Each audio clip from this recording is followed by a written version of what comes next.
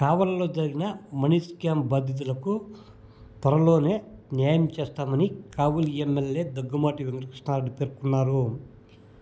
మంగళవారం కావలి ఎమ్మెల్యే కార్యాలయంలో జరిగిన విలేకరుల సమావేశంలో ఎమ్మెల్యే దగ్గుమాటి వెంకటకృష్ణారెడ్డి మాట్లాడుతూ మనీ స్కామ్ 2001లోనే మాజీ ఎమ్మెల్యే ప్రతాప్ రెడ్డి హయాంలోనే ప్రారంభమైందని పేర్కొన్నారు.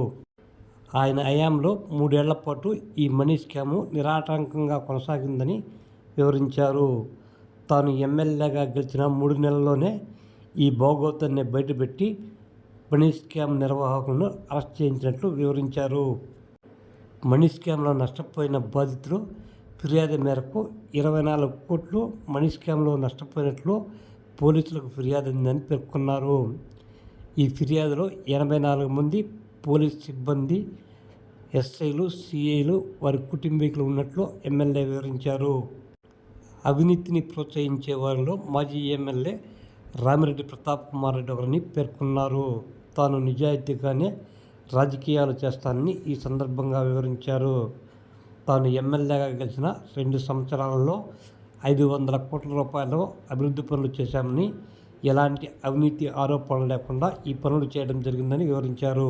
2021లో ఎవరు ఎమ్మెల్యే కావలికి మనీ స్కామ్ ఎక్కడ పెట్టారు? ప్రతాప్ కుమార్ రెడ్డి ఇంటికి 300 మీటర్ల దూరంలో 2021లో ప్రతాప్ కుమార్ రెడ్డి గారి రాజ్యాంగం 4 కాళ్ల మీద అన్యాయం జరుగుతున్న రోజుల్లో ఇంకొక అన్యాయంతో వంతుడు కావలిని షెల్టర్ జోన్గా తీసుకొని ఎక్కడ అన్యాయాలు జరుగుతుంటే అక్కడే వస్తారు అన్యాయం చేసే వాళ్ళందరూ. అక్కడ లా అండ్ ఆర్డర్ పర్ఫెక్ట్గా ఉంటే అక్కడికి పోతే ఏది జరగదని ఇటువంటి అన్యాయం చేసేవాళ్ళు రారు. కాబట్టి 2021లో ఆ దుర్మార్గుడు మనీ స్కామ్ లీడర్ 4 రాష్ట్రాల దారి ఈ ఆంధ్రప్రదేశ్లో సుభిక్షమైన ప్లేస్ ఏంటంటే కావలి అని. అక్కడ ప్రతాప్ కుమార్ రెడ్డి అవినీతి పరుడు ఉన్నాడు. నేను చేసే అవినీతి పరుడికి నాకు బాగా సపోర్ట్ ఇస్తాడని, ఒకవేళ ఊరున్న షాపుల మీద పైన పడ్డా దగ్గరలో ఇంటి పక్కన ఉంటే ఆ ఇంట్లో దాముకోవచ్చని ఆయన ముస్లింలో వచ్చి స్థావరం ఏర్పాటు చేసింది. ఎప్పుడు? 2021లో. 2021 అయిపోయింది, 2022 అయిపోయింది, 2023 నేను 2024 జూన్ 4వ తేదీ నేను ఎమ్మెల్యేగా గెలిచిన 3 నెలలకే నేను పట్టించా. ఇప్పుడు నేను పట్టిస్తే నేను 100 కోట్లు తిన్నాను అంటే అంతకుముందు నువ్వు ఎన్ని కోట్లు తిన్నావు అంటే నువ్వు పట్టినోడు ఎంత తిని ఉంటావు? నువ్వు నేను పట్టించినోడు తిన్నావు అంటున్నావు కదా. ఇంకా పట్టిలేదుగా నువ్వు 2021, 22, 23, 24 4 సంవత్సరాలు తిన్నాడు కదా. అంటే ఇప్పుడు 4 సంవత్సరాలు నువ్వు తిన్నావా? తిన్నట్టేగా. నేను పట్టించి అందరూ నిరుపేదలు అందరినీ మోసం చేసి డబ్బులు దోచుకుంటున్నారని నేను పట్టించినప్పుడు తెలిసిన సమాచారం, నువ్వు ఎమ్మెల్యే ఉన్నప్పుడు కావలిలో పనిచేస్తున్న నీ సిఐలు, నీ ఎస్ఐలు కూడా దాంట్లో భాగస్తులు ఉన్నారు. అంటే నువ్వు కూడా భాగస్తువే కాదా? నీకు కూడా డబ్బులు ముట్టలేదా? ముట్టబట్టే కదా నీ సీఏలు కూడా ధైర్యంగా ఆ డబ్బులు పెట్టింది. అందరు కలిసి గుట్టు చప్పుడు కాకుండా దాన్ని చేయనిచ్చింది. ఈరోజు 17 మంది హరిజన, అరుంధతి, గిరిజన పిల్లకాయలను దాంట్లో పప్పిపెట్టి మనీ స్కామ్ చేస్తే నేను పట్టిస్తే ఈ రోజున దేశ చరిత్రలో ఏ స్కీములో దొరకనంత దాన్ని కనిపెట్టి ఈ రోజున కేసులు బిగించిన వ్యక్తి నేను తినేది అసలు బుద్ధి ఉందా మాట్లాడాలి? మనీ స్కామ్లో మొత్తం కావలి రూరల్ పోలీస్ స్టేషన్లో రిజిస్టర్ అయి ఉన్నాయి. కావలి నియోజకవర్గం కాదు, ఆంధ్రప్రదేశ్ మొత్తం మీద కావలిలో 2021 నుంచి 2024 వరకు సుబాను నుంచి రావాల్సిన డబ్బులు ఎంత అనేవాళ్ళు అందరూ పోయి పోలీస్ స్టేషన్లో కంప్లైంట్ ఇచ్చున్నారు. ఇస్తే ఈ రోజుకి ఇచ్చినటువంటి కంప్లైంట్ ఇచ్చినటువంటి అమౌంట్ 24 కోట్లు. మొత్తం లబ్ధిదారుల రాష్ట్ర వ్యాప్తంగా ఆంధ్రప్రదేశ్ మొత్తం మీద ఆంధ్రప్రదేశ్ మొత్తం మీద సుబానీ దగ్గర నుంచి మాకు రావాల్సిన డబ్బు బ్యాంకు ద్వారా కానీ క్యాష్ ద్వారా కానీ మాకు రావాల్సిన డబ్బు 24 కోట్ల రూపాయలు అని చెప్పి కావలి రూరల్ పోలీస్ స్టేషన్లో ఉంది. ఇప్పుడు కూడా చెప్తున్నాం, ఇంకా ఎవరికైనా రావాలని ఉంటే పోయి పోలీస్ స్టేషన్లో రాసిమంటున్నాం. ఈ రాసిచ్చిన వాళ్ళలో 84 మంది పోలీసు వాళ్ళు ఉన్నారు. సుబానికి డబ్బులు కట్టి మాకు రావాల్సింది పోనీ ఇంకా కొంత రావాలని ఇచ్చినటువంటి లిస్టులో 84 మంది కానిస్టేబుల్, ఎస్ఐలు, సిఐలు, ఎస్ఐ భార్యలు, సిఐ భార్యలు ఉన్నారు. అంతా కలిపితే ప్రజలు మాకు రావాలని ఇచ్చినటువంటి లిస్టు దాంట్లో దొంగతుందా, మంచిదుందా, తప్పు చెప్పారా, తక్కువ డబ్బులు రావాల్సి ఎక్కువ రావాలని చెప్పారా తెలియదు. కానీ మొత్తం మీద 24 కోట్లు సుబాను బాధితులకి రావాల్సి ఉంటే, అంటే రావాల్సింది ప్రజలకే 24 కోట్లు అయితే 100 కోట్లు కావ్యకృష్ణ తినేసి 100 కోట్లు కావ్యకృష్ణ తినేసి ఈ రోజున స్పాట్లో పట్టుకోబట్టి బ్యాంకులో 6 కోట్ల రూపాయల డబ్బు ఉంది. ఈరోజు ఎప్పుడైతే వాడు చెయ్యి మార్చడానికి ప్రయత్నం చేస్తున్నాడో ఉట్టిన పట్టించాం కాబట్టి స్పాట్లో వాడి భార్య, వాడి కొడుకు అకౌంట్లో 6 కోట్ల రూపాయలు ఉంటే ఇమీడియట్లీ సీజ్ చేసి ఈరోజు సీజ్లో ఉంది డబ్బు. వాడి పేరు మీద కానీ వాడి కుటుంబ సభ్యుల పేరు మీద కానీ కొన్న ఆస్తులు చమ్మలపాలెం దగ్గర కానీ, సరాయపాలెం దగ్గర కానీ, చెట్టు దగ్గర కానీ ఈరోజు ఆస్తులు ప్లాట్లు, పొలాలు కొంటే వాటన్నిటిని సీజ్ చేసి ఈరోజు పోలీస్ కస్టడీలో ఉన్నాయి. ఈ రోజున వాడి బినామీల దారులు కూడా సీజ్ చేస్తే ఈరోజు మొత్తం 14,70,00,000 రూపాయల ఆస్తులు ఈరోజు సీజ్ చేశాం. నేను మేసం మీద మేలే చెప్తున్నా. అగ్రిగోల్డ్ ఏమైంది, హిమ్ ఏమైంది, ఒక్కటి చెప్పండి స్కీమ్లో. నేను తొందరలో డబ్బులు పంచబోతున్నా. అది కావ్యకృష్ణ క్యారెక్టర్, అది మా కావలి పోలీస్. ఎక్కడ దాన్ని వేరే డైవర్ట్ అయిపోతే ఈ కేసు కనుమరుగైపోద్దని చేస్తే దుర్మార్గంగా అందరిని అరెస్ట్ చేయాలి. వాడు ఇప్పటికీ జైల్లో ఉన్నాడు సుబాని. దేశ చరిత్రలో ఎప్పుడు కూడా ఫైనాన్స్ కేసులు తొందరగా ఈరుగావు. విజయమాల్య కేసు ఎప్పుడుంది, కానీ ఈ రోజున మేము కొత్తగా వచ్చిన యాక్ట్ ప్రకారం నేనే దాని మీద విజయవాడలో కూర్చొని సబ్జెక్ట్ తీసి నష్టపోయిన వాళ్ళందరికీ డబ్బులు ఇప్పించాలనే ఉద్దేశంతో ఈరోజు జిల్లా కలెక్టర్ చేత తొందరలో ఆ డబ్బులు పంచిపోతున్నాం. దానికి చేత అయితే అండగా నిలబడు. లబ్ధిదారులు ఒక్కడు చెప్పను 100 కోట్లు కావ్యకృష్ణ తిన్నాడని మాట్లాడే ముందు ఏంటి బాధ ప్రతాప్ రెడ్డికి బాధ అంటే నేను ఎమ్మెల్యే ఉంటే 100 కోట్లు తిన్నాను. లేదంటే ఆ స్కీములు 3 పూలు 6 కాయలుగా నడిస్తే నాకు నెలవారీగా వాటా వచ్చేది, దాన్ని కనిపెట్టాడనా? లేదు నువ్వు తీసుకున్న లంచం ఏడ బయట పెడతానన్నా? నీలాగా సంస్కారం లేని వాళ్ళం కాదు ప్రతాప్ రెడ్డి. నోటుకు వచ్చినట్టు మాట్లాడండి. నిన్న మాట్లాడావు నువ్వు, భయపడిపోయి పోలీసుల చేత ఆపారని. నా ఇంటి జోలికి వస్తే నువ్వు కాదు, నీ అబ్బ కాదు, నువ్వు ఓడు నా జోలికి రావడం.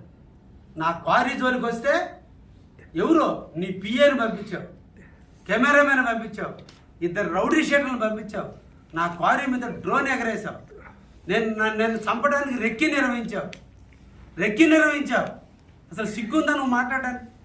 సంస్కారంగా మాట్లాడే మాట అంది కాబట్టి కేసు కట్టారు. అసలు నువ్వు నా జోలికి రాకపోతే నీ మీద కేసులు ఎందుకు కడతారు? నువ్వు పైన పగల కొట్టకపోతే నేను ఎందుకు కేసులు కడతారు? నువ్వు చేసేయని ఏదో పనులు చేసి నువ్వు మమ్మల్ని అంటావేంటి? నా క్వారీ జోలికి వస్తే ఇప్పుడు కూడా చెప్తున్నా, కావ్యకృష్ణారెడ్డి ఏమీ తగ్గే టైపు కాదు. ఇది సింహమే. నువ్వు పిల్లిలాగా నెల్లూరు వాళ్ళకి చెప్పుకుని వాళ్ళు తీసుకొచ్చుకోవాలా. ఈయన కృష్ణారెడ్డికి కూడా రాబోయే ఒంటరిగా వస్తాడు. కాబట్టి కృష్ణారెడ్డి నీతిమంతుడు. ఆ నీతి ఉంది కాబట్టి నా పలుకు కూడా కఠినంగా ఉంటుంది. నీలాగా కరప్షన్కి, అవినీతికి లొంగే టైపు కాదు కావ్యకృష్ణారెడ్డి. కృష్ణారెడ్డిలో నీతి ఉంది కాబట్టి నేను కావాలి ప్రజల కోసం నిందల పడైనా మట్టి తోలిస్తా. నీ చేత అయితే ఆపు.